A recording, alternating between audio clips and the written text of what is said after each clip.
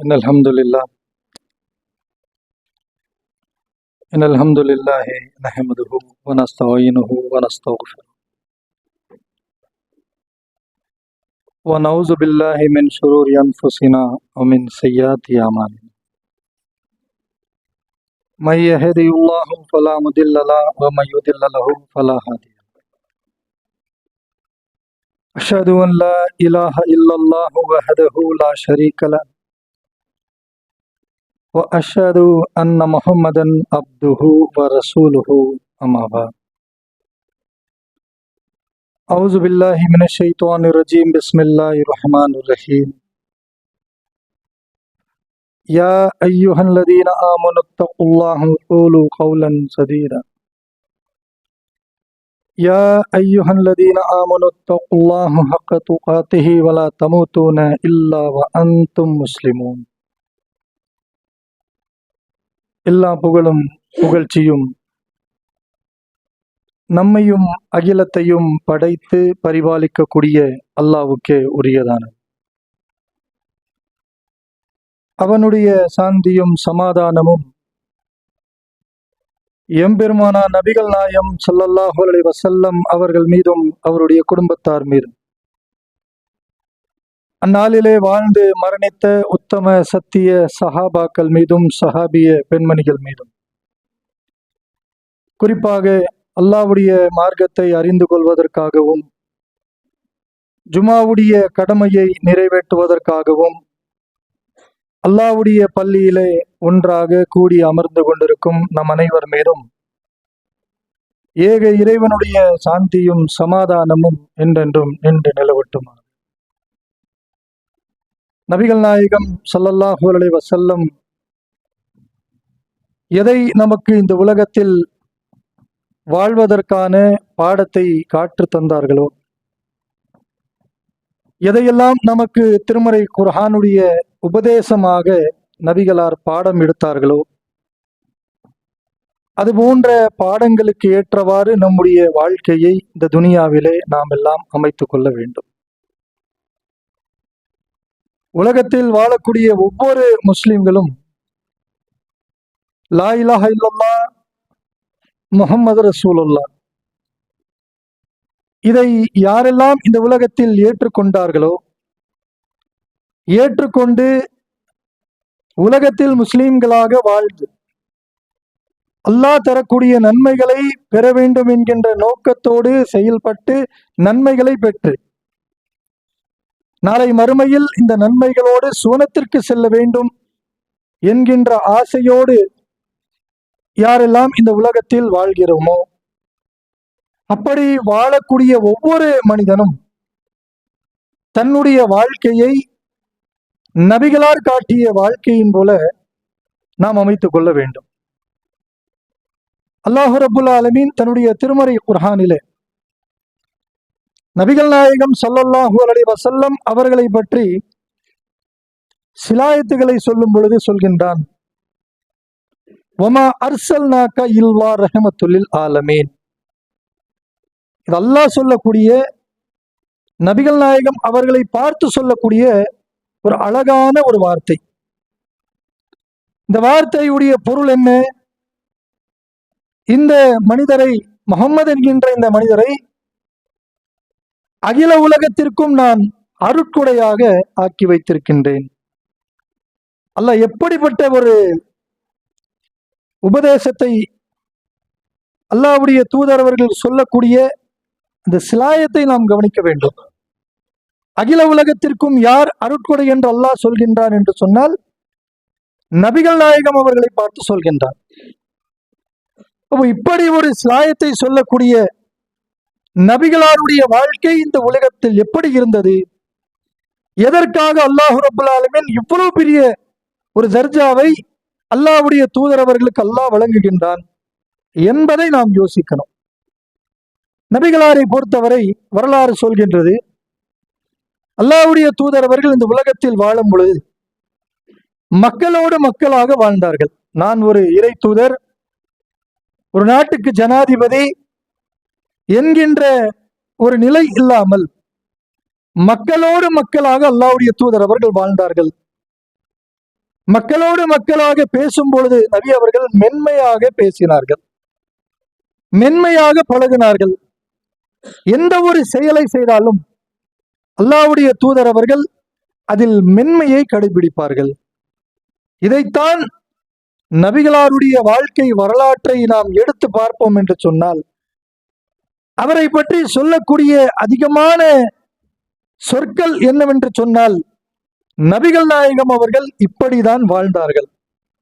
ஆணவம் இல்லாமல் தான் செய்யக்கூடிய செயலை தானே பெருமைப்படுத்திக் கொள்ளாமல், எந்த ஒரு நேரத்திலும் மற்றவர்களுடைய உள்ளங்களை காயப்படுத்தக்கூடிய செயல்கள் இல்லாமல், மென்மையாக கோபப்படக்கூடிய மனிதர்களையும் அந்த கோபத்தை விட்டுவிட்டு மென்மையை கடைபிடிக்கக்கூடிய அளவிற்கு நபிகளார் அவர்களோடு வாழ்ந்தார்கள், தன்னுடைய செயல்களை அமைத்துக் கொண்டார்கள். இதுதான் அல்லாஹ்வுடைய தூதருடைய வாழ்க்கை வரலாறு நமக்கு சொல்கின்றது. அவருடைய உம்மத்தாக இருக்கக்கூடிய நாம் அல்லாஹ்வுடைய தூதர் அவர்களை பின்பற்றுகிறோம். நபிகளாருடைய வழிதான் நம்முடைய வழி என்று இந்த உலகத்தில் முஸ்லிம்களாக தன்னை முஸ்லீம் என்று பரிசாற்றி கொண்டு வாழக்கூடியவர்கள் இன்றைக்கு எத்தனை பேர் நம்மிலே அல்லாஹ்வுடைய தூதரவிடத்தில் இருக்கக்கூடிய அந்த தன்மையோடு வாழ்கின்றோம்? இதைத்தான் நாம் கவனிக்க வேண்டும். நபிகளார் சிறு பிள்ளைகளை பார்த்தாலும் அவர்களுக்கு சலாம் சொல்லக்கூடியவர்களாக, அவரிடத்திலே நலம் விசாரிக்கக்கூடியவர்களாக, மென்மையாக பேசக்கூடியவர்களாக, இப்படி ஒரு நிலையோடு அல்லாஹ்வுடைய தூதர் அவர்கள் வாழ்ந்தார்கள் என்று சொன்னால், அவருடைய சமுதாயமாக இருக்கக்கூடிய நாம் நம்மிலே எத்தனை பேர் இந்த குணத்தோடு பண்போடு வாழ்ந்து கொண்டிருக்கிறோம் என்பதை சிந்திக்க கடமைப்பட்டிருக்கிறோம். இன்றைக்கு இஸ்லாமிய சமூகத்தில் பெரும்பான்மையான மக்களுடைய நிலை, அவருடைய பேச்சுக்கள், செயல்கள் எப்படி ஆகிவிட்டது என்று சொன்னால், நபிகளார் எதை செய்தார்களோ, எதை காண்பித்தார்களோ, எதை நமக்கு பாடமாக எடுத்துரைத்தார்களோ, அந்த பாடத்திற்கு எதிர்முனையான வாழ்க்கை தான் இன்றைக்கு பெரும்பான்மையான மக்களுடைய வாழ்க்கை துனியாவிலே பார்க்க முடிகின்றது. நிறைய பேரை நம்ம பார்க்கிறோமா இல்லையா? வீட்டில் நமக்கு சேவை செய்யக்கூடிய நம் மனைவி அல்லது மனைவி தன்னுடைய கணவன் இப்படி தனக்கு சேவையாக உதவியாக இருக்கக்கூடிய ஒவ்வொருவர் மத்தியிலே, இந்த இருவர்கள் மத்தியிலே பேச்சுக்களும் செயல்களும் எப்படி இருக்கும் என்று பார்த்தால், நான் உனக்கு குறைந்தவன் அல்ல, நீ சொல்லக்கூடியதை நான் கேட்கக்கூடியவன் அல்ல என்கின்ற ஒரு நிலைதான் இன்றைக்கு குடும்பங்களிலே ஓடக்கூடிய நிலையை நம்ம பார்க்கிறோம். அப்ப குடும்பத்தில் இப்படி இருப்போம் என்று சொன்னால், அந்த குடும்பத்தை தாண்டி வெளியே வருவோம் என்று சொன்னால், நபிகளாருடைய வழியை, செயல்களை நாம் கடைபிடிப்போமா? யோசிச்சு பாருங்களேன். இன்றைக்கு பலருடைய வாழ்க்கையில் பல நல்ல உறவுகள் எழுந்திருக்கின்றோம், நம்மை விட்டு சென்றிருக்கிறார்கள். என்ன காரணம் என்று பார்த்தால், நாம் பேசக்கூடிய வார்த்தைகள் தான், நாம் செய்யக்கூடிய செயல்முறைகள் தான். தெரியாம பேசிட்டேன், கோபப்பட்டு பேசிட்டேன், அந்த ஒரு வார்த்தையில கோச்சுக்கிட்டு போயிட்டாரு அப்படின்னு சொல்லக்கூடிய நிலைமையை நம்ம பார்க்கிறோமா இல்லையா? இதைத்தான் இஸ்லாம் தவிர்த்து கொள்ள வேண்டும் என்று சொல்கின்றது.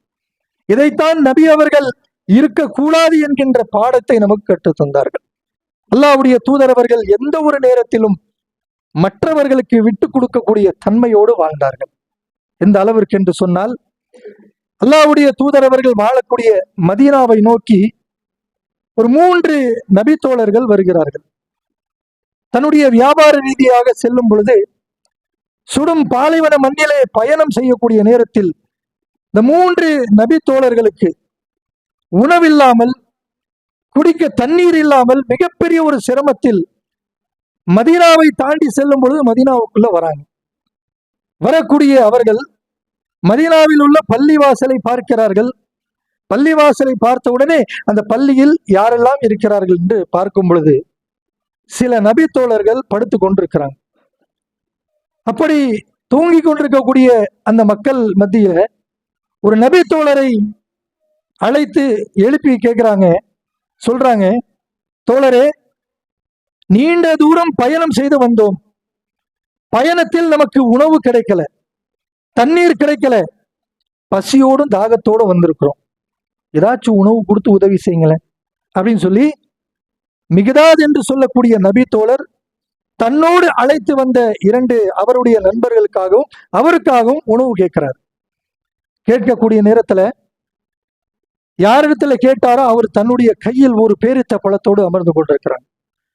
உடனே அவர் அந்த பேரித்த பழத்தை காண்பிச்சு சொல்றாரு, நீங்கள் எந்த பசியோடு தாகத்தோடு இருக்கிறீர்களோ அதே பசி எனக்கும் இருக்கின்றது. என்னுடைய பசியை தீர்ப்பதற்கு ஒரு பேரித்த பழம் இருக்கின்றது, இன்னொன்று எனக்கு கிடைத்திராதா என்று நான் ஏங்கி கொண்டிருக்கிறேன் என்று சொல்றார்.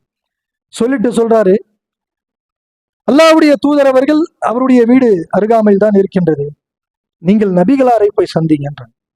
உடனே மிகதாத் அவர்கள் தன்னுடைய நண்பர்களை அழைத்து கொண்டு அல்லாஹ்வுடைய தூதரிடத்துல செல்கிறார். சென்று நபிகளாரை சந்தித்த உடனே தன் மேலாடையை எடுத்து அல்லாஹ்வுடைய தூதரிடத்துல காமிக்கிறார்.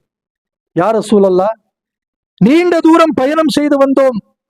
சுடும் பாலைவன மண்ணிலே பயணம் செய்யும் பொழுது நம்முடைய பசிக்கு உணவு கிடைக்கவில்லை, தாகத்திற்கு தண்ணீர் கிடைக்கவில்லை, எங்களுடைய வயிறுகள் ஒட்டி விட்டன, இதோ பாருங்கள் என்று அல்லாஹ்வுடைய தூதரிடத்துல காண்பிச்சு சொல்றாரு. அல்லாஹ்வுடைய தூதரே, நீங்கள் பேசக்கூடிய வார்த்தை என்னால் கேட்க முடியலை, பசியின் காரணமாக என்னுடைய காது செவிகள் தொலைந்து விட்டது, என்னால் பேச முடியல, பசி, அவ்வளவு பசியின் கொடுமையாக வந்திருக்கிறோம், ஏதாச்சும் உணவு கொடுங்களேன். அந்த நேரத்துல ரசூலுல்லாஹ்வுடைய நிலைமை என்ன தெரியுமா? அல்லாஹ்வுடைய தூதரத்துல ஒரு 3 ஆடுகள், அந்த 3 ஆடுகளில் வரக்கூடிய பாலை வைத்துதான் நபிகளார் ஒவ்வொரு நாளும் 3 வேளை உணவு அவர்கள் உண்ணக்கூடிய ஒரு நிலைமை. அப்படிப்பட்ட நேரத்தில் அல்லாஹ்வுடைய தூதரத்துல உணவு வந்து கேட்கிறாங்க, பசி என்று சொன்ன உடனே அந்த நேரத்தில் நபிகளார் தன்னுடைய வீட்டுக்கு வெளியே ஒரு இடத்தை காண்பித்து அங்கே நீங்க தங்கிடுங்க என்று சொல்லிவிட்டு சொல்றாங்க, என்னிடத்துல இருக்கக்கூடிய இந்த 3 ஆடுகளுடைய பாலை கறந்து நீங்க 3 பேரும் 4ஆக இந்த பாலை பிரித்து 3 நபர்களும் நீங்கள் குடித்து விட்டு எனக்கு ஒரு பங்கு எடுத்து வச்சிருங்க அப்படின்னு சொல்லி ரசூலா வெளியே போறாங்க. போயிட்டு ரசூலா சாயந்தரம் வராங்க. வந்த உடனே மிகதாத் அவர்கள் அந்த பாலை எடுத்து கொடுக்குறாங்க. இதற்கிடையில பல சம்பவங்கள் இருக்கின்றது. இந்த ஹதீஸ்ல நாம் அறிந்து கொள்ள வேண்டிய பல வரலாறு இருக்கின்றது. ஆனால் இந்த ஜும்மாவுடைய நேரம் குறைவு. மிகதாத் அவர்கள் அல்லாஹ்வுடைய தூதரத்துல அந்த உணவை கொடுக்கிறாங்க. நபிகளார் குடித்து விட்டு தூங்கி விடுகிறார்கள். மறுநாள் அல்லாஹ்வுடைய தூதர் அவர்கள் வெளியே செல்லும் பொழுது அதே செயலை அவர்கள் கேட்கிறார்கள். நபிகளாரும் அதே செயலை சொல்கிறார்கள். இந்த பாலை கறந்து 4ஆக பிரித்து 3 பேர் நீங்கள் சாப்பிட்டு விட்டு எனக்கு என்னுடைய பங்கு வச்சிருங்கன்றாங்க. அதே போன்று செய்கிறார். 2வது நாள் மிகதாத் அவர்கள் சொல்கிறார்கள், நான் அல்லாஹ்வுடைய தூதருடைய உணவை வைத்துவிட்டு நபிகளார் எப்பொழுது வருவார் என்று எதிர்பார்த்து கொண்டிருந்தேன். அப்படி எதிர்பார்த்து கொண்டிருக்கக்கூடிய நேரத்துல என்னுடைய உள்ளத்துல ஷைத்தான் வந்துட்டான். ஷைத்தான் வந்து எனக்கு ஒரு விதமான குழப்பத்தை ஏற்படுத்தினான். என்ன இது? அவருக்கு மட்டுமல்ல, உலகத்தில் அல்லாஹ்வுடைய மார்க்கத்தை ஏற்றுக்கொண்டு அல்லாஹ்வுடைய மார்க்கத்தை கடைபிடிக்க வேண்டும் என்று நேரான பாதையிலே யாரெல்லாம் செல்வார்களோ அவருடைய உள்ளத்தில் ஒவ்வொரு நாளும் ஷைத்தான் வந்து விடுவான், குடியமர்ந்து விடுவான். ஏன்? நம்முடைய நன்மைகளை கெடுக்க வேண்டும், நாம் இந்த உலகத்தில் நன்மை பெற்றுவிடக் கூடாது, நாம் பெறக்கூடிய நன்மைகளை வைத்து நாளை மறுமையில் நாம் சோனத்திற்கு சென்று விடக் கூடாது என்பதற்காக ஷைத்தான் ஒவ்வொரு நேரத்தில் நமக்கு குழப்பத்தை ஏற்படுத்துவான். அதைத்தான் அல்லாஹ் ரப்பல் ஆலமீன் திருமறை குர்ஆனிலே சொல்கின்றான், லா தத்தபியுல் குத்வாத்தி ஷைத்தான், அவன் எதை செய்தாலும் அவனுக்கு பின்னால் நீங்கள் போய்விடக் கூடாது. அதே போன்ற ஒரு குழப்பத்தை மிகதாத் அவர்களுடைய உள்ளத்தில் ஏற்படுத்துகின்றான். என்ன தெரியுமா? மிகதாத் அவர்கள் சொல்றாங்க, அல்லாஹ்வுடைய தூதர் அவர்களுடைய உணவை எடுத்து வைத்து நபிகளார் எப்பொழுது வருவார் என்று எதிர்பார்த்து கொண்டிருக்கக்கூடிய நேரத்தில் ஷைத்தான் என்னுடைய உள்ளத்துல வந்து சொன்னா, அல்லாஹ்வுடைய தூதருக்கு இந்த பால் தேவை கிடையாது. நபிகளார் செல்லும் இடமெல்லாம் நபி தோழர்கள் பல மன்னர்களை சந்திக்கிறார். அவர்கள் அல்லாஹ்வுடைய தூதருக்கு விதவிதமான உணவு கொடுப்பார்கள். பேரித்த பழங்கள், இறைச்சி, ஒட்டகத்துடைய பால், இப்படி ஒவ்வொரு விதமான உணவுகளை ஒவ்வொருவரும் கொடுப்பார். அதை சாப்பிடக்கூடிய அல்லாஹ்வுடைய தூதருக்கு இந்த உணவு, இந்த பால் என்பது தேவை கிடையாது. இந்த பால் உங்களுக்கு தான் தேவை, நீங்க சாப்பிட்டுருங்க. அல்லாஹ்வுடைய தூதர் அவர்கள் எதுவுமே சொல்ல மாட்டாங்க. ஒரு விதமான குழப்பம். சைத்தான் குழப்பின உடனே மிகதாத் என்ன செய்யறாரு? அந்த பாலை எடுத்து குடிச்சிடறாரு. குடித்த உடனே மிகதாத் எல்லாம் அவர்கள் அந்த ஹதீஸ்ல சொல்றாங்க, குடித்த உடனே மறுபடியும் என்னுடைய உள்ளத்துல சைத்தான் வந்து சொல்றான், என்ன மாதிரியான தவறு செய்த தெரியுமா? யார் யார் குடிக்க சொன்னானோ அதே சைத்தான் மறுபடியும் சொல்கின்றான், எவ்வளவு பெரிய ஒரு தவறு செய்தாய். நேற்று நீங்கள் 3 பேரும் உணவில்லாமல் பசியோடு வரக்கூடிய நேரத்தில் தன்னுடைய உணவை எடுத்து கொடுத்த நபிகளாருடைய உணவை நீங்கள் சாப்பிட்டீர்கள். அல்லாஹ்வுடைய தூதர் அவர்கள் பசியோடு வருவார்கள். அப்படி வரக்கூடிய அல்லாஹ்வுடைய தூதருக்கு நீங்கள் என்ன உணவு குடிப்பீர்கள்? ரசூலுல்லாஹ் உணவு இல்லை என்று தெரிந்த உடனே அல்லாஹ்விடத்தில் உங்களுக்காக கையேந்தி உங்களுடைய வாழ்க்கையே முடிந்துவிடும், உங்களுக்கு எதிராக பிரார்த்தனை செய்வார்கள் அல்லாஹ்விடத்தில் என்று சொல்லி ஷைத்தான் பயம் காமிக்கிறான். மிகதாதுடைய நிலைமை என்ன தெரியுமா? என்ன இவ்வளவு பெரிய ஒரு தவறு செஞ்சிட்டோமே என்கின்ற பயம். நபிகளார் வருவதற்கு முன்னால் நாம தூங்கிடணும் அப்படின்னு சொல்லி பல முயற்சி. அவருடைய நண்பர்கள் இருவரும் அந்த பாலை குடிச்சிட்டு நிம்மதியா தூங்கிட்டாங்க. இவருக்கு நிம்மதி போச்சு. ரசூலுல்லாஹ் வந்து கேட்டா என்ன செய்யறது? அல்லாஹ்வுடைய தூதர் அவர்கள் வருவதற்கு முன்னால் தூங்கி விடலாம் என்று நினைத்து தன்னிடத்தில் இருக்கக்கூடிய போர்வை எடுத்து போத்தினேன். அந்த போர்வை என்னுடைய தலையை மறைத்தால் கால் தெரிகின்றது, காலை மறைத்தால் தலை தெரிகின்றது. ரசூலுல்லாஹ் ஏதாச்சும் ஒரு தலையோ காலையோ பார்த்து என்னை எழுப்பி என்னுடைய உணவு எங்கன்னு கேட்டாங்கன்னா என்ன செய்யறது அப்படின்னு பயந்து கொண்டிருக்கக்கூடிய நேரத்துல அல்லாஹ்வுடைய தூதர் அவர்கள் வந்து விட்டார்கள். ரசூலுல்லாஹ் வீட்டுக்குள்ள வந்துட்டாங்க. வந்துட்டு தன்னுடைய அந்த பாத்திரத்தை பார்த்தார்கள், உணவு இல்லை. நபிகளார் எப்படி சைத்தானியனுடைய உள்ளத்திலே குழப்பினானோ அதே போன்று அந்த பாத்திரத்தை வைத்துவிட்டு தன்னுடைய வீட்டுக்கு வெளியே சென்று 2 கரங்களை உயர்த்தி அல்லாஹ்விடத்தில் பிரார்த்தனை செய்தார்கள். நான் பயந்து விட்டேன். நபிகளார் நமக்கு எதிராக பிரார்த்தனை செய்ய போகிறார், அல்லாஹ்விடத்தில் கோரிக்கை வைக்கிறார், நம்முடைய வாழ்க்கை முடிந்து விட்டது என்று பயந்தேன். ஆனால் நபிகள் நாயகம் ஸல்லல்லாஹு அலைஹி வஸல்லம் அவர்கள் அல்லாஹ்விடத்தில் பிரார்த்தனை செய்யும் பொழுது எப்படி தன்னுடைய பிரார்த்தனை அமைத்துக் கொண்டார்கள் என்று சொன்னால், யா அல்லாஹ், நேற்று இரவு எனக்கு யார் உணவு கொடுத்தார்களோ அவர்களுக்கும் எனக்கும் சேர்த்து அல்லாஹ் இன்றைக்கும் நீ உணவு கொடு என்று அல்லாஹ்வுடைய தூதர் அவர்கள் அவர்களுக்கும் எங்களுக்கும் சேர்த்து உணவு கேட்டார்கள். இதுதான் நபிகளாருடைய குணம். இதை பார்த்த மிகதாதவர்கள் வியர்ந்து விட்டார்கள். இந்த ஹதீஸ்ல சொல்லப்படுகின்றது, நபிகளார் இந்த பிரார்த்தனை கேட்டவுடனே அல்லாஹ்வுடைய தூதர் அவர்களுக்கு ஏதாச்சும் ஒரு உணவு கொடுக்கணும், எங்களுக்கும் சேர்த்து அல்லாஹ்விடத்தில் பிரார்த்தனை செய்த நபி அவர்கள் பசியோடு தூங்கக்கூடாது என்று நினைத்தேன். எனக்கு அருகாமையில் ஒரு கத்தி இருந்தது, எடுத்து நேரா அந்த 3 ஆடுகள் நோக்கி சென்றேன். ஒரு ஆட்டை அறுத்து அல்லாஹ்வுடைய தூதருக்கு அந்த ஆட்டுடைய இறைச்சியை உணவாக கொடுத்து விடலாம் என்று நான் அந்த 3 ஆடுகளை நோக்கி சென்றேன். செல்லக்கூடிய அந்த இடத்தில் நான் அல்லாஹ்வுடைய அற்புதத்தை பார்த்தேன். என்ன அற்புதம் என்று சொன்னால், சிறிது நேரத்திற்கு முன்னால் தான் அந்த 3 ஆடுகளுடைய பாலை நான் கறந்து விட்டு அதை சாப்பிட்டு இருக்கக்கூடிய நேரத்தில் மறுபடியும் நான் சென்று பார்க்கும் பொழுது அந்த 3 ஆடுகளுடைய பால் மடி தரையை நிரம்பக்கூடிய அளவிற்கு அந்த 3 ஆடுகளுடைய பால் சுரங்கி இருந்தது. அல்லாஹ்வுடைய ரசூலுடைய வீட்டில் இருந்த ஒரு பாத்திரத்தை எடுத்து அந்த பாலை கறந்து நபிகளாரிடத்தில் கொடுக்கும் பொழுது நபிகள் நாயகம் அவர்கள் அந்த பாலை தன் கையில் பெற்றுக்கொண்டு அவர் சாப்பிடுவதற்கு முன்னால் என்னை பார்த்து கேட்டார்கள், நீங்களும் உங்களுடைய நண்பர்களும் சாப்பிட்டீர்களா? உடனே மிக்தாத் அவர்கள் சொல்கிறார்கள், அல்லாஹ்வுடைய தூதரே, நீங்க சாப்பிடுங்க. ரசூலுல்லாஹ் அந்த பாலை வாங்கி குடிச்சாங்க. குடிச்சு மீதி இருக்கக்கூடிய பாலை என்னிடத்துல கொடுத்தாங்க, நீங்க சாப்பிடுங்கன்னு சொல்லி. உடனே அந்த பாலை வாங்கி நானும் சாப்பிட்டு முடித்து நான் அல்லாஹ்வுடைய தூதர் அவர்களை பார்த்து சிரித்தேன் என்று சொல்கிறார். எப்படி, எந்த அளவிற்கு சிரித்தேன் என்று மிகதாத் அவர்கள் சொல்கிறார் என்று சொன்னால், என்னுடைய கீழாடை கீழே விழுந்து விட்டது, அந்த அளவிற்கு நான் குலுங்கி குலுங்கி சிரித்தேன். நபிகளார் கேட்டார்கள், எதற்கு இப்படி சிரிக்கிறீங்க? உடனே நான் அல்லாஹ்வுடைய தூதரத்தில் நடந்த அத்துணையும் சொன்னேன். அல்லாஹ்வுடைய தூதரை உங்களுடைய பாலை எடுத்து வைத்த ஷைத்தான் தான் இப்படி சொன்னா செஞ்ச அனைத்தையும் சொன்னேன். அப்படி சொல்லக்கூடிய நேரத்தில் என்னுடைய உள்ளத்தில் ஒரு பயம் ஏற்பட்டது. என்ன தெரியுமா? நபிகளார் இதை அத்துணையும் கேட்டுவிட்டு என் மீது கோபப்படுவார் என்று நினைத்தேன். ஆனால் இத்தனையும் கேட்டுவிட்டு அல்லாஹ்வுடைய தூதர் அவர்கள் சொன்னார்கள், இவ்வளவுதானா? இந்த செயலை, இந்த ஒரு சம்பவத்தை நீங்கள் முன்பாகவே சொல்லி இருந்தால், இந்த பால் இருக்குல்ல, நீங்க குடிச்சீங்களே, குடிச்சு முடிச்ச அந்த பால் இருக்குல்ல, இது அல்லாஹ்வுடைய அருள். தூங்கக்கூடிய உங்களுடைய நண்பர்களையும் எழுப்பி கொடுத்திருக்கலாமே, இவ்வளவுதானா அப்படின்னு சொல்லி எந்த விதமான கோபத்தையும் வெளிப்படுத்தாமல் மிக மென்மையான முறையிலே அல்லாஹ்வுடைய தூதர் அவர்கள் அந்த அத்துணையும் கேட்டுவிட்டு இவ்வளவுதானா என்று முடித்து விட்டார்கள். நம்மிடத்தில் இருக்கும் நம்ம இந்த பொறுமை.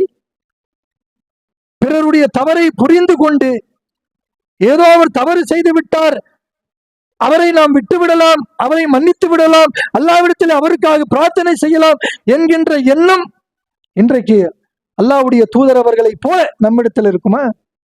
இல்லாமல் போய்விட்டது. நம்முடைய உறவினர்கள், நம்முடைய இரத்த பந்தங்கள், நம்முடைய நண்பர்கள், நெருங்கிய உறவினர்கள் யாராக இருந்தாலும் இன்றைக்கு ஒரு சின்ன தவறு செய்வானா, மாட்டுவானா, இவனை தொலைச்சிடலாம், அதை வச்சே இவனோட காலி பண்ணிடலாம் அப்படின்ற ஒரு நினைப்பு தான், சிந்தனை தான் இன்றைக்கு அல்லாஹ்வுடைய மார்க்கத்தை ஏற்றுக்கொண்ட பெரும்பான்மையான முஸ்லிம்களுடைய உள்ளத்தில் இன்றைக்கு அலைப்பாயக்கூடியதை பார்க்கும். விட்டு கொடுக்கக்கூடிய நிலை, பொறுமையை கடைபிடிக்கக்கூடிய நிலை, மக்களோடு மக்களாக செல்லக்கூடிய நிலை இன்றைக்கு பெரும்பான்மையான முஸ்லிம்களிடத்தில் இல்லாமல் போய்விட்டது. செல்வம் படைத்தவர்களாக இல்லாமல் இருப்பார்கள். அப்படி இருக்கக்கூடிய நேரத்தில் மக்களோடு மக்களாக அன்போடு பேசக்கூடியவர்களாக, அனுசரித்து போகக்கூடியவர்களாக இருப்பார்கள். அல்லாஹ் நாடி திடீரென்று அவருக்கு ஒரு செல்வத்தை கொடுத்து விட்டால் ஆணவம் தலைக்கு மேலாக ஏறிவிடும். பார்க்கிறோமா இல்லையா? பெரியவர்களை பார்த்து மரியாதை கொடுக்க மாட்டாரு. என்ன, இவர் பெரிய பணக்காராயிட்டார், அப்படியே அந்த மமதியில மிதப்புவார். அப்படி யோசிச்சு பாருங்களேன். உலகத்தில் எத்தகைய செல்வங்கள் நமக்கு வந்து அடைந்தாலும் அல்லாஹ் மரணத்தை வழங்கிவிட்டான் என்று சொன்னால், மரணத்தை சந்தித்து இந்த உலகத்தை விட்டு செல்லும் பொழுது நாம் இந்த உலகத்தில் எத்தகைய செல்வங்களை வைத்தாலும் அதிலிருந்து ஒன்றை கூட நம்ம எடுத்துட்டு செல்ல முடியாது. இது எல்லாருக்குமே தெரியுமே. முஸ்லிம்களுக்கு மட்டுமல்ல, மாற்று மதத்தில் இருக்கக்கூடியவர்களும் சொல்வார்கள். பார்க்கிறோமா இல்லையா? மௌத்தா போயிட்டா புணத்துல அந்த ஜனாதாவில நெத்தியில ₹1 வைப்பாங்க. அவங்களே சொல்லுவாங்க, கடைசியில இந்த ₹1 நீ எடுத்துன்னு போக மாட்டேப்பா. அப்ப இத்தகைய செயல்களை அறிந்து வைத்த நாம இன்றைக்கு பிறரிடத்துல மென்மையாக பேசக்கூடிய குணம் இல்லாமல் போய்விட்டது. பிறருக்கு விட்டு கொடுக்க வேண்டிய அந்த ஒரு குணம், செயல் இல்லாமல் போய்விட்டது. ஆனா நமக்கு நாம என்ன சொல்லிக்கிறோம் தெரியுமா? நாமும் முஸ்லிம்கள், அல்லாஹ்வுடைய மார்க்கத்தை ஏற்றுக்கொண்ட முஸ்லிம்கள், நபி வழி என்னுடைய வாழ்க்கை என்று சொல்லக்கூடியவர்கள் இந்த தன்மை இல்லாதவர்களாக இருக்கக்கூடிய நிலையை நாம பார்க்கிறோமே. நபி வழி என்னுடைய வாழ்க்கை சாதாரண வார்த்தை அல்ல, சும்மா நாவளவில சொல்லி அப்படியே போயிடலாம். அதோடைய பொருள் என்ன, அதோடைய தாக்கம் என்ன பார்க்கணும். நபி வழி வாழ்க்கை என்று சொன்னால் சாதாரண விஷயமா? நபி வழி வாழ்க்கை என்று சொன்னால் இந்த உலகத்தில் நபிகளார் எதையெல்லாம் நமக்கு சொன்னார்களோ, கற்றுத்தந்தார்களோ, எதையெல்லாம் அவர்கள் தன்னுடைய வாழ்வில் கடைபிடித்து நமக்கு பாடமாக எடுத்துரைத்தார்களோ, இவை அனைத்தும் முழுமையாக கடைபிடித்தால் தான் நபி வழி வாழ்க்கை என்று சொல்ல முடியும். ஆனா இன்றைக்கு என்ன ஆயிடுச்சு தெரியுமா? தர்காவுக்கு மட்டும் போக மாட்டேங்க, ஷிர்க் என்கிட்ட இல்லை, கேட்டா நான் நபி வழி வாழ்க்கை. மற்ற விஷயங்கள்ல திருமணங்கள் அதெல்லாம் பண்ணலாங்க, ரசூலா 300 பேருக்கு கூப்பிட்டு அவங்களை திருமணம் முடிக்கலையா அப்படின்றது. ஜனாசான்னு வந்து விட்டால் அதெல்லாம் அப்படிதாங்க, பெரியவங்க அப்படிதான் இருப்பாங்க அப்படின்னு விட்டு கொடுக்கிறது. இப்படி ஒவ்வொரு விஷயத்துல பார்க்கிறோம். ஒரு செயலை வைத்துக் கொண்டு மற்ற அனைத்து செயல்களையும் நபி வழிக்கு மாற்றமாக அமைத்துக் கொண்டு தன்னைத்தானே சொல்லிக் கொள்வார், நான் நபி வழி வாழ்க்கை வாழக்கூடியவன். கிடையாது. நபி வழி வாழ்க்கை என்று சொன்னால் முழுமையாக கடைபிடிக்க வேண்டும். திருமறை குர்ஆன் சொல்லக்கூடிய வாழ்க்கை. ஐவேளை தொழுகை இருக்காது, நபி வழி வாழ்க்கை என்பார். ஜகாத்து கொடுக்கக்கூடிய அந்த செயலில் நேர்மை இருக்காது, நபி வழி வாழ்க்கை என்று சொல்வார். நோன்பு வைக்கக்கூடிய அந்த தன்மை, அந்த குணம், செயல், அந்த கடமை நிறைவேற்றக்கூடிய நிலை இருக்காது, நபி வழி சொல்வார். எப்படிப்பா நபி வழி? அதான் நான் தர்காவுக்கு போக மாட்டேன்னு. ஏக இறைவன் அல்லாஹ் ஒருவன் தான் சொல்றேனே, இது மட்டும் நபி வழி அல்ல. இதை வைத்துக்கொண்டு நாளை மறுமையில் நாம் சுவனத்திற்கு சென்று விடலாம், இப்படி ஒரு சிந்தனை நம்முடைய உள்ளத்தில் இருக்கக்கூடாது. ஆக கண்ணியத்துக்குரிய சகோதர சகோதரிகளே, அல்லாஹ் ரப்பல் ஆலமீன் இந்த உலகத்தில் நமக்கு வாழ்வதற்கான வாய்ப்பை தந்திருக்கிறான். எதற்கு தெரியுமா? பெரும்பான்மையான மக்களுடைய மனசுக்கு தெரியும் இந்த உலகத்தில் அல்லாஹ் நமக்கு எதற்கு அனுப்பியிருக்கான். இந்த உலகத்தில் அல்லாஹ்வை வணங்குவதற்காகவும் நாளை மறுமையில் நாம் வாழ்வதற்கான நன்மை பெறுவதற்காகவும் மட்டும்தான் அல்லாஹ் இந்த உலகத்துல நமக்கு வாழ்வதற்கான அனுமதியை கொடுத்திருக்கிறான். ஆனா இன்னைக்கு என்ன ஆச்சு ட்ரெண்டு? உலக வாழ்க்கை என்று சொன்னாலே உலகத்தை நோக்கி போறது. துனியாவிலே வாழக்கூடிய ஒவ்வொரு மனிதனும் எப்படிப்பட்ட ஒரு சிந்தனை அமைத்துக் கொண்டார்கள் என்று சொன்னால், உலகத்துல நல்ல காசு பணம் சம்பாதிக்கணும், லைஃப்ல செட்டில் ஆகலைன்னா எதுக்குங்க வாழ்க்கை? ஒரு ஆம்பளையா இருக்கிற காசு பணத்தை சம்பாரிச்சு ஒரு வீடு வாங்கல, ஒரு பைக் வாங்கல, ஒரு கார் வாங்கல, என்னைய நீ ஆம்பளை? இப்படி நன்மை அதெல்லாம் பார்ப்போங்க. நன்மைக்கு என்னங்க, அது என்ன பஞ்சமா? அது சம்பாரிச்சுக்கலாம், வீடு வீடு வாங்கி நல்லா செட்டில் ஆகி அதுக்கு பிறகு வயசான பிறகு நல்ல தாடியெல்லாம் வெள்ள ஆன பிறகு நடக்க முடியாத அந்த நேரத்துல பள்ளி வாசல்லே போய் உட்கார்ந்துடலாமே, இப்படின்ற ஒரு சிந்தனை கிடையாது. நாம யோசிக்கக்கூடிய அந்த நாள் வரை அல்லாஹ் இந்த உலகத்துல நமக்கு ஹயாத்தா வச்சிருப்பானா? அப்ப இதைத்தான் நாம நினைக்கணும். இந்த உலகத்தில் அல்லாஹ் நமக்கு வாழ்வதற்கான வாய்ப்பு கொடுத்திருக்கிறான்னு சொன்னா, அல்லாஹ்வுடைய தூதரவர்கள் எப்படி வாழ வேண்டும் என்று நமக்கு பாடம் கற்று தந்தார்களோ அந்த பாடத்துக்கேற்றவாறு இந்த உலகத்தில் நாம் ஒவ்வொருவரும் நம்முடைய வாழ்க்கை அமைத்துக் கொள்ள வேண்டும். அப்படி அமைத்துக் கொள்வோம் என்று சொன்னால் நிச்சயமாக நாம் நபி வழியுடைய வாழ்க்கை அடைந்து அல்லாஹ் ரப்பல் ஆலமீன் அதன் மூலமாக நமக்கு தரக்கூடிய நன்மைகளை பெறக்கூடியவர்களாக இருப்போம். அப்படி நன்மைகளை நாம் பெற்றுவிட்டோம் என்று சொன்னால், அந்த நன்மைகளோடு மரணித்து விட்டால் அல்லாஹ் ரப்பல் ஆலமீன் நாளை மறுமையில் நமக்கு ஜன்னத்துல் ஃபிர்தௌஸ் என்று சொல்லக்கூடிய அந்த சுவனத்தை தரக்கூடியவனாக இருக்கின்றான். அதை பெற்று மகிழ்ச்சியோடு நாளை மறுமையில் வாழக்கூடிய மக்களாக வல்ல இறைவன் உங்களையும் என்னையும் ஆக்கி வைப்பானாக என்று கூறி முதல் உரையை முடித்துக் கொள்கிறேன். அஸ்ஸலாமு அலைக்கும் வரஹ்மத்துல்லாஹி வபரகாத்துஹு.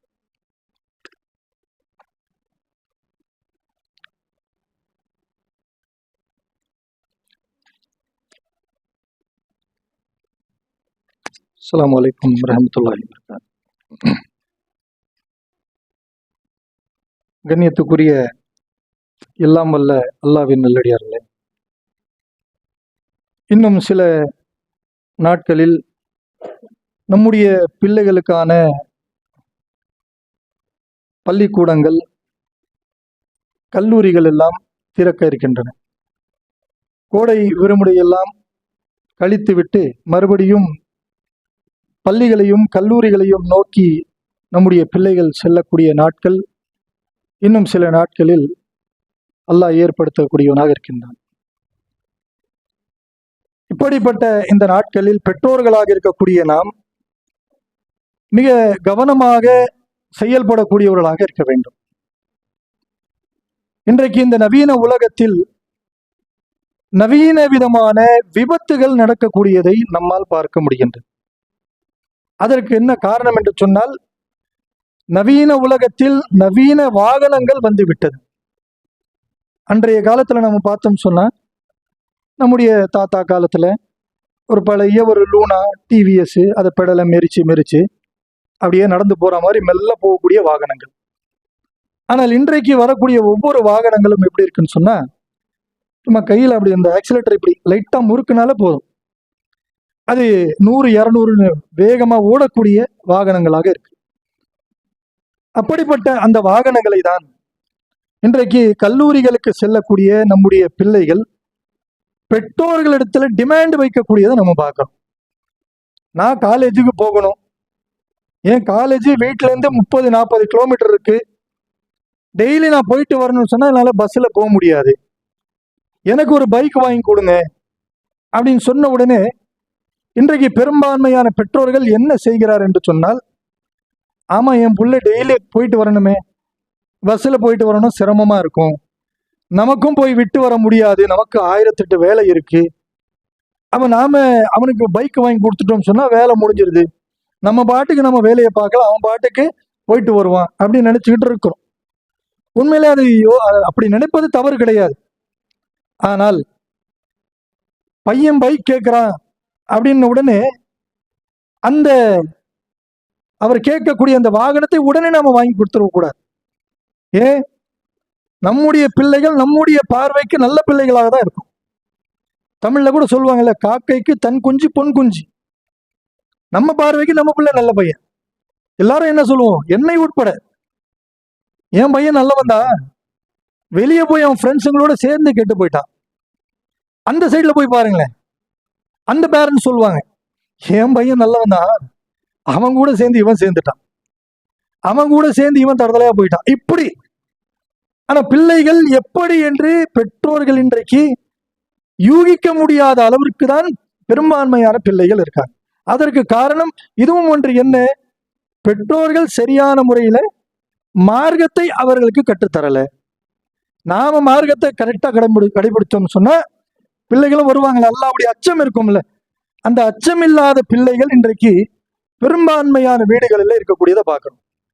அப்ப அப்படிப்பட்ட நிலையில அந்த பிள்ளைகள் கேட்ட உடனே நம்ம வாங்கி கொடுத்துட்டோம் சொன்னா அந்த பையன் என்ன பண்ணுவான்? கடனை உடனே வாங்கி ஒரு 4 லட்சம் ரூபாய்க்கு ஒரு பைக் வாங்கி கொடுக்குறாங்க இன்றைக்கு. பாருங்களேன், காலேஜ்ல ஃபீஸ் 1.25 லட்சம் ரூபாய் 1.5 லட்சம் ரூபான்னு சொன்னா அப்படியே வேர்த்து கொட்டி போய் யோசிச்சு நிற்கிறாங்க. ஹார்ட் அட்டாக் வர அளவுக்கு அப்படியே பயந்து போயிடுறாங்க பெற்றோர்கள். அதுக்கு பிறகு பைக்கு கேட்கிறான் பையன், எவ்வளோன்னு கேட்டா 3 லட்சம்ன்றான். என்ன பைக்கு? அது யமஹால, அது இது அதுன்னு சொல்றான்.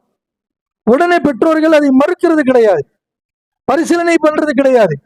உடனே அப்படியே வாங்கி கொடுத்துருது. பேங்க்ல லோனை போடு, மார்வாடி கிட்ட போயிட்டு ஒரு லோனை போடு, மாசம் மாசம் நான் கட்டிடுறேன், உன்னை பெத்ததுக்கு இது ஒரு நான் தான் செஞ்சிடறேன் அப்படின்னு சொல்லி ஏதாச்சும் ஒண்ணு பண்ணி வாங்கி கொடுத்துட்றாங்க. எதற்காக? நம்ம பிள்ளை போயிட்டு வரணும் அப்படின்னு, ஜாகிரதையா போயிட்டு வரணும்ன்ற ஆசை நம்முடைய உள்ளத்துல இருக்குல்ல. அப்படி இருக்குன்னு சொன்னா அவர்கள் சொன்ன உடனே அதை அமல்படுத்தக்கூடாது. ஏன்? இன்றைக்கு எத்தனையோ விபத்துகளை பார்க்கிறோம். நாம கடனை உடனே வாங்கி தரக்கூடிய அந்த வாகனங்களில் தான் இந்த பிள்ளைகள் என்ன செய்யறாங்க, ரோட்ல போகும்பொழுது அதை அதிவேகமாக ஓட்டி விபத்துக்குரிய அவர்களுடைய மரணங்கள் அல்லது அவருக்கு முன்னால் பின்னால் செல்லக்கூடியவர்கள் மரணிக்கக்கூடிய மரணங்கள் எல்லாம் அதிகமாக இன்றைக்கு பார்க்கக்கூடிய நிலை எதில் இருக்கின்றது என்று சொன்னால் இந்த டீனேஜ் என்று சொல்லக்கூடிய இளமை பருவத்தில் இருக்கக்கூடிய அந்த மக்கள் செய்யக்கூடிய தவறுகள்னாலதான். அப்ப இந்த தவறுகள் நடக்கக்கூடாது என்று சொன்னால் நம் பிள்ளைகளுக்கு வாகனம் வாங்கி கொடுக்கக்கூடிய அந்த நேரத்தில் நாம் அதை நன்காக விசாரித்து அதற்கு ஏற்றவாறு அந்த செயலை அமைத்து தரக்கூடியவர்களாக இருக்கணும். அதற்கெல்லாம் நேரம் இல்லைங்க அப்படின்னு நம்ம போயிடக்கூடாது. இன்றைக்கு எத்தனையோ பிள்ளைகளை பார்க்கிறோம், காலேஜ் ஸ்டூடெண்ட்ஸ், ஒவ்வொருத்தரும் நம்ம போய் சந்திக்கிறோம். ஒவ்வொரு பசங்களை பார்க்கிறோம், ஒருத்தன் கை இல்லாம இருக்கிறான், ஒருத்தன் கால் இல்லாம இருக்கிறான், ஒருத்தன் படுத்த படுக்கை. அப்பொழுது போய் நாம விசாரிக்கும் பொழுது அவர்களுக்கு துவா செய்யும் பொழுது அவர்கள் அழுதுகிட்டே சொல்றாங்க, ஒரு ஆக்சிடென்ட்ல கை போயிடுச்சு, ஒரே கையை வச்சுக்கிட்டு சாப்பிட்றேன், எல்லாமே செய்யறேன். அவர்களுக்கு அந்த வேதனை எப்போ உணர்றாங்க தெரியுமா?